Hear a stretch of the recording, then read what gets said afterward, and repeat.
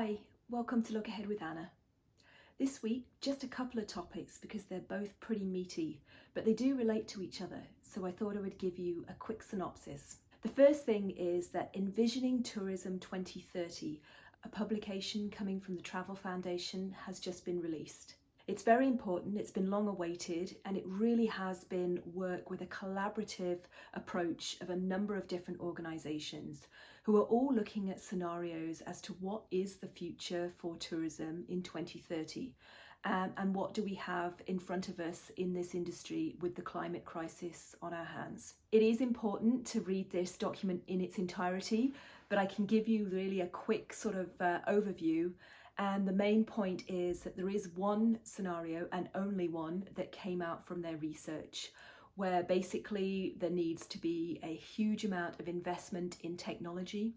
There needs to be a change in how we have visitor patterns, how we use transportation, how much limitation we put on people and regulations in place, and how we get rid of our most polluting transportation forms. Ultimately, it's a lot of work and it's also a lot of effort, and it must happen now. There really is no time to waste. So that report, I invite you to go and read yourselves. It comes from Jeremy Sampson and many collaborators. My second story today comes from PCMA, and it's on the announcement of their collaboration with the American Geophysical Union.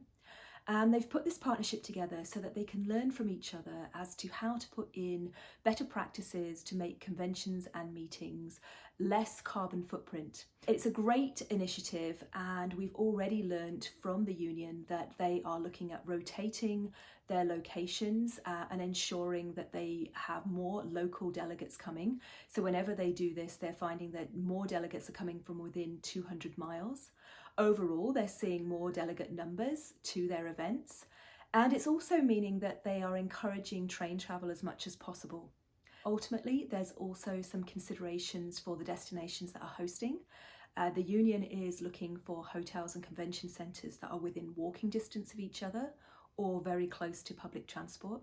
And this is something we might start to see more of on RFPs. So I'd love to have you have that on your radar and start thinking about the best practices that you can put forward for your destinations. As always, if you would like some more information on the articles, there's the links below. And of course, please subscribe so that you can get my updates. I look forward to seeing you next week. Bye-bye.